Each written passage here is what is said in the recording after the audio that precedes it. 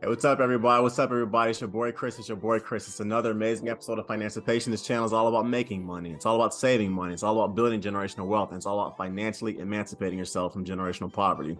Before I get started, everybody, I want to give a shout out to my sponsor, Kilica Solutions. If you need digital marketing, website development, or somebody to simply edit your YouTube videos, they are the best ones in the business of doing it, okay? So all these really cool graphics that you're kind of seeing right now on all of my YouTube videos, Kilica Solutions, they're the ones doing it. They are nice, and definitely reach out to them for all of your digital marketing needs. Let's say you've been living under a rock. Michael B. Jordan got into a little issue with on the red carpet or whatever. So basically, for his platform and everything in Atlanta, he was essentially on the red carpet.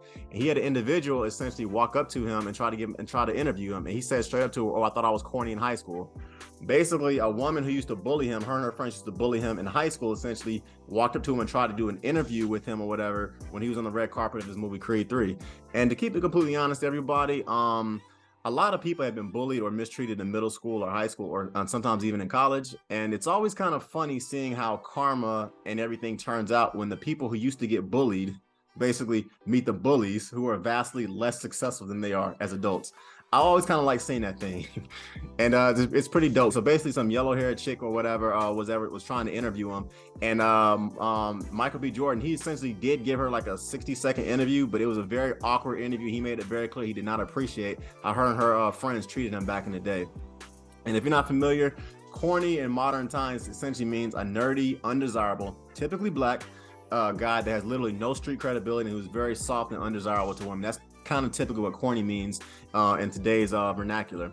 And in other words, thugs and gangbangers, they're never corny by this ridiculous definition of this current cesspool society that we live in. But smart, nerdy guys, whatever, that make good grades and who are going to essentially go to college and be very successful, go off and start a highly successful business and be millionaires one day, those are the type of guys that are always considered corny in high school. It literally makes no sense. And I think it's very stupid if you think that building generational wealth is corny, but it is what it is.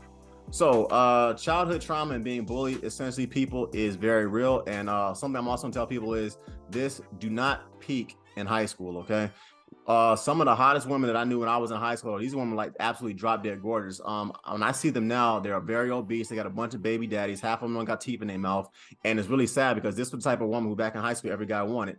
And some of the nerdiest, some of the most intelligent, some of the hardest working, but most undesirable, unattractive women that I quote unquote knew in high school, I've seen these women now and they are flat out gorgeous. Some of them have literally signed like 6- and 7-figure modeling contracts. If you see them now, they are drop dead gorgeous. But back in high school, they were not that. Why? Because they were in their books and they were studying. So be very careful, people, about focusing on high school because the issues of facade and it's not gonna last. Okay.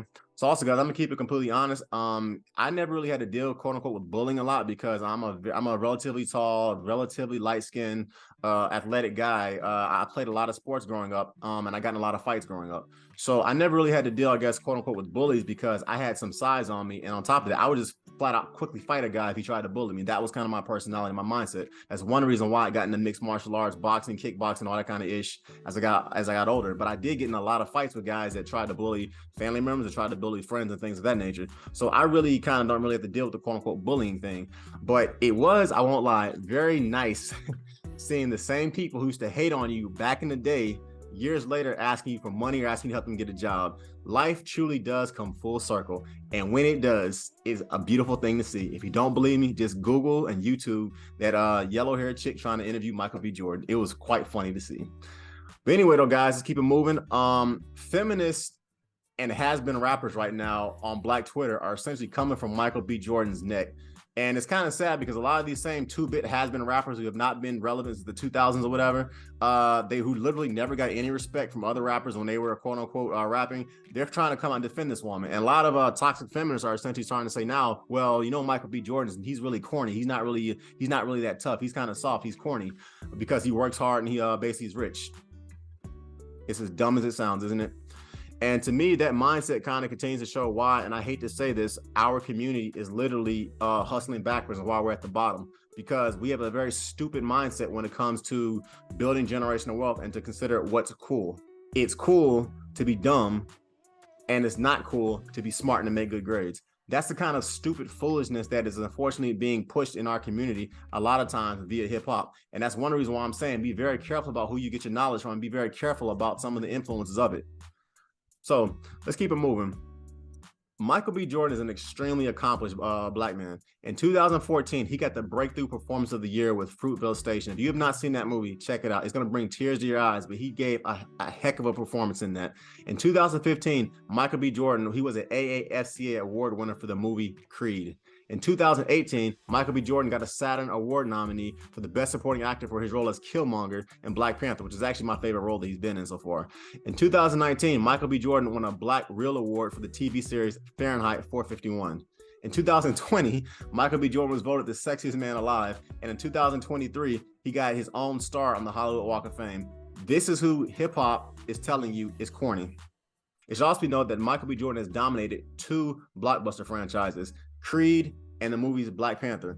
And it also should be noted as well that, generally speaking, you're a successful Hollywood actor if you dominate 1 Hollywood franchise. This brother has dominated 2, and he's directing movies now because he directed Creed 3, which is the movie he was in when that lady was trying to interview him. He used to bully him back in the day.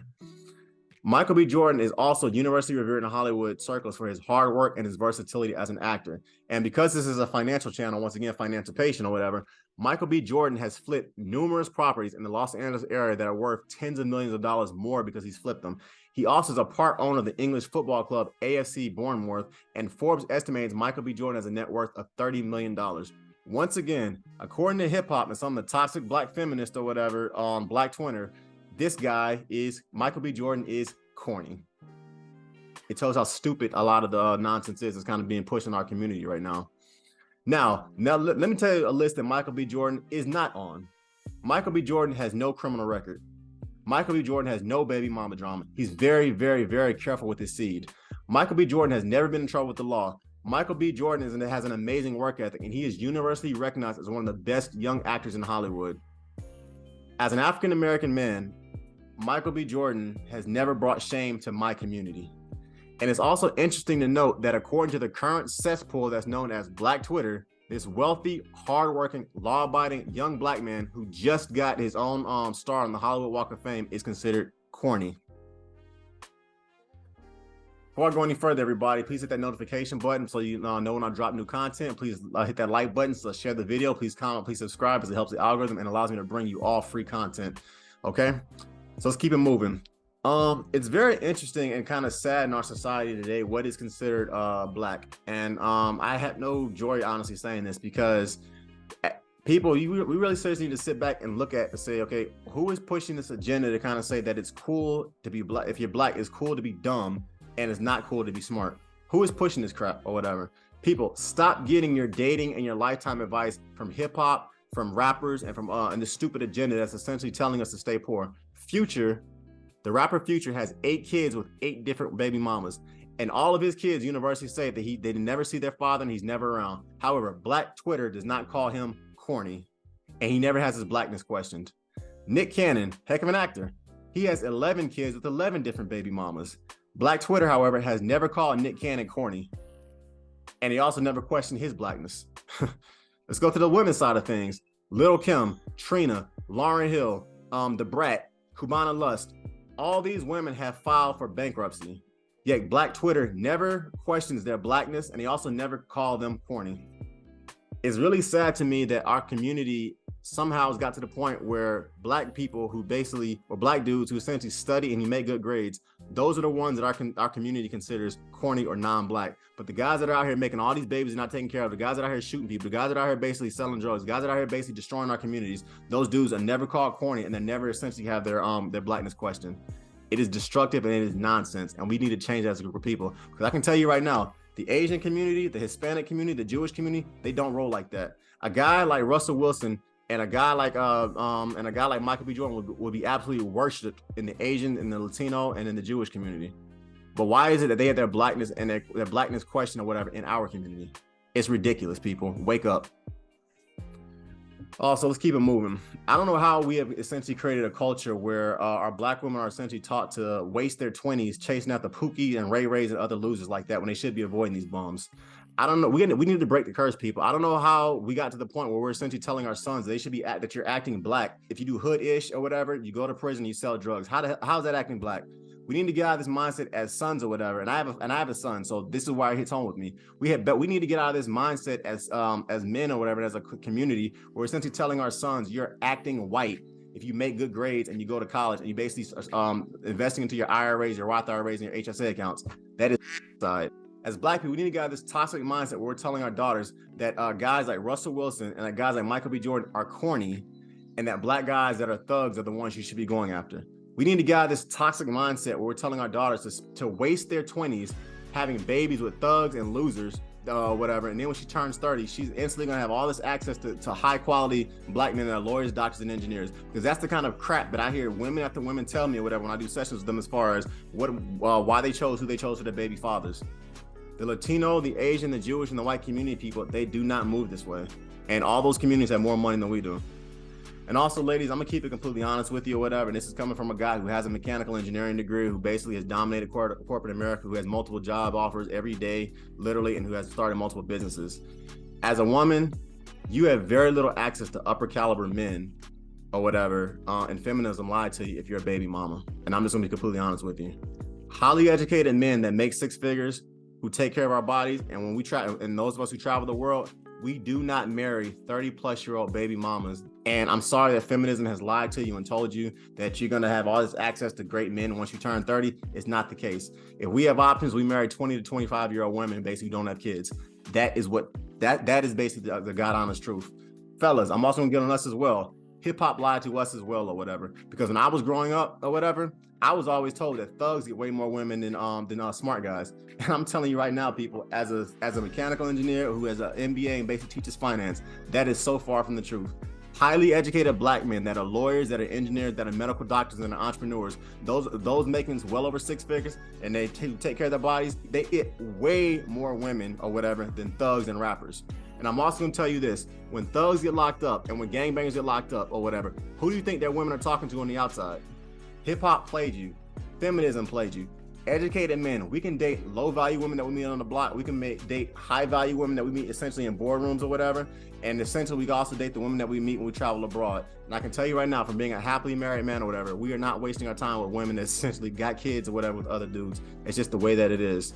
So marriage, people, ultimately is a cheat code. So find the right woman, marry her. And the married men, from what my experience has been anyway, is that we lead happier lives. We also build significantly more generational wealth. And in actuality about that, according to a study, married people build 35 times more wealth than single people. So lastly, to my men, I'm just gonna be completely honest with you. Be corny. There are 10 heterosexual women for every one heterosexual man. So fellas, get educated. Take care of your bodies, and you won't have to worry about chasing women. I'm telling you, people, the best of the best and the prettiest woman in the world will literally chase you. So while the feminists on Black Twitter are essentially debating whether or not Michael B. Jordan is corny, while it has been 2-bit rappers in the 2000s who never got no respect from other rappers are essentially saying, oh, Michael B. Jordan is corny, Michael B. Jordan's out here living his best life. Simple as that. This brother, the movie he's in, Creed, has already made over $100 million at the time I'm recording this or whatever. He's already moved on from his ex-girlfriend or whatever, and he's currently dating a model he met in the UK who's 12 years younger than him. He's moving on with his life. And to all my men that are listening and watching, once again, avoid gangs, avoid drugs, and stop taking advice from 2-bit rappers, hip hop, and all this kind of crap. If you take a look at what hip hop did to certain artists like Joel Santana, the Brothers Broke, if you take a look at what hip hop did to certain female artists, I mean, look at Lil' Kim right now. Hip hop destroyed these people. So once again, stop getting your advice from hip hop and stop getting your advice from rappers, okay? And lastly, as I said earlier, be corny. Why? Because corny men, they go on to have 8- and 9-figure bank accounts, and they can literally pick and choose the best and the baddest of bad women when it comes to who they want to eventually get married to. So once again, people, be corny, fellas. As simple as that, because it worked out quite well. You have your haters years later begging you to give them an autograph, like that yellow-haired chick did with Michael B. Jordan. Lastly, everybody, I want you to go check out the movie Creed 3. I thought it was an amazing movie. Michael B. Jordan absolutely killed it, both in the role, but I'm even more impressed with his directorial skills. We might have the next Martin Scorsese on our hands because he absolutely killed it, or the next Ryan Coogler. Michael B. Jordan, for that to be his first movie, for him to direct it and it'd be that good, I was highly impressed. It's a dope movie, and in my opinion, it's one of the best films in the Rocky franchise. So go check out Creed 3. And also, lastly, Michael B. Jordan, I want to say thank you to the representation you give in our community. You're not out here making a bunch of babies. You're not out in these streets doing stupid stuff. You're not wilding. You're not basically disrespecting women. And as a black man, from one black man to another, you're probably never going to see this interview. I want to say thank you for that, okay? Because you are basically killing the game, and you are portraying our community with dignity and with respect. And I love that, okay? In closing, everybody, this channel, Financipation, is all about making money. It's all about saving money. It's all about building generational wealth. And it's all about financially emancipating yourself from generational poverty. You can book a one-on-one session with me below if you would like to. Our link is below in regards to building your generational wealth. You can please follow me at Instagram at @thereal_Financipation. My Facebook page is Financipation. And also check out some of my digital and e-products below as well. With that, everybody, it's your boy Chris. Have a good one. And I'm out. Peace. Peace.